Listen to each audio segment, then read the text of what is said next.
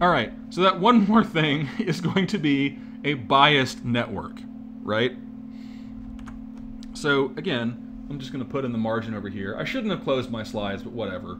The bias just looks like this, right? And the update rule is, or the derivative, bleh. The update for the bias is just the first little bit of the update for the normal weights, which is that, right?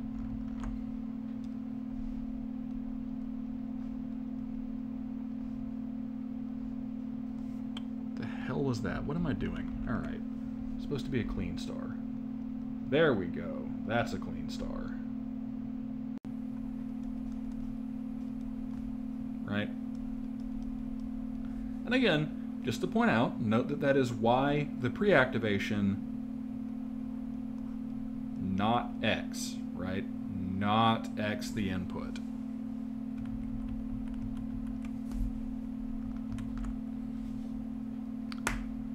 All right, let me see. Let me see if I can just hand roll a bias implementation without screwing it up.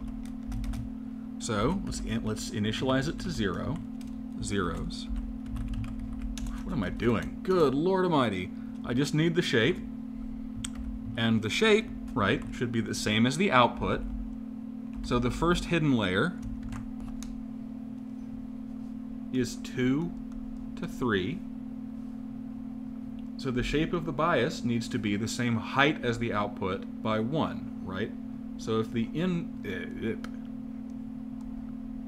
weight matrix is a 3x2 weight matrix that is mapping 2 inputs to 3 outputs, the bias needs to be a 3x1 column vector, right? Let's erase all of that stuff. So that should work. And I can use, so there's, I talked a little bit about data type. I should probably mention there's 2 ways to specify it. A lot of things take a D-type argument, right? Or I could convert it with the as type, like I'm doing above. We can cut and paste that. The second time it just needs to be a 1x1, right? Because we have 1 output. I'm gonna click run just to make sure I didn't screw it up. It would have barked by now if I typed something wrong. Data set is the same. We don't need to change our data set to accommodate biases.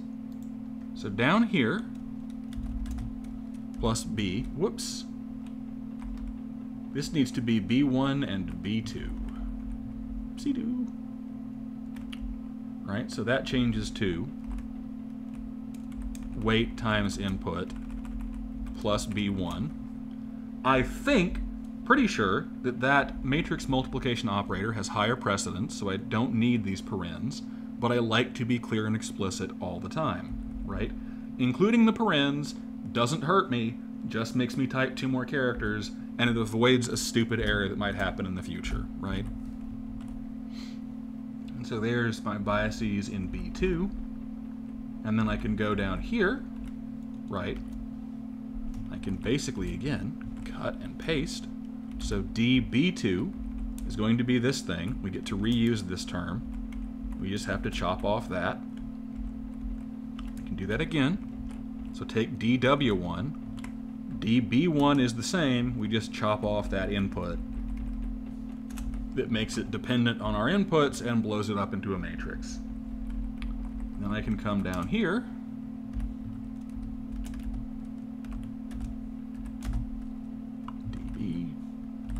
Wow, 2. And B1 plus equals LR times dB1. There we go. So the final thing I need to do is make sure I add the biases down here, right? Because this is the test where I do the forward pass.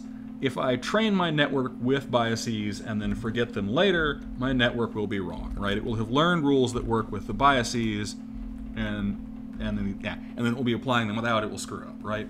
So I need to remember to put them down here on the testing forward pass. And now, I should have said, what do we expect to see? Think for a minute while it runs. Pause the video.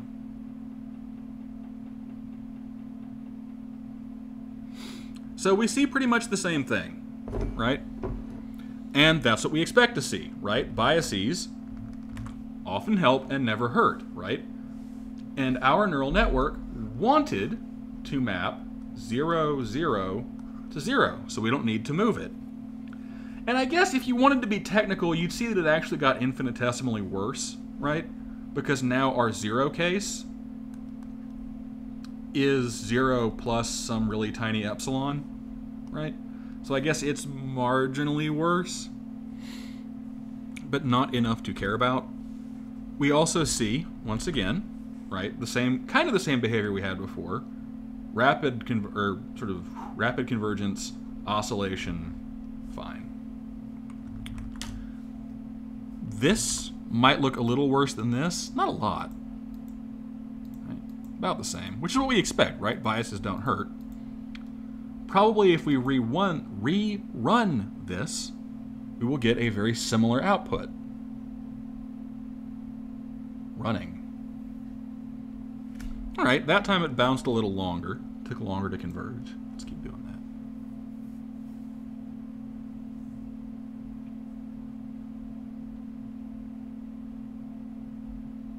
that. All right. So it's an informal sample. It looks like the biases might take slightly longer to train. That might be because in this very simple network where we only have 3 and then 1 output, the biases actually do add noticeably to the number of parameters that we have, but we are still converging, right, arbitrarily close to 0. Or with arbitrarily close to 0 error, I should say, right? Loss is becoming arbitrarily close to 0. Right. So that is everything.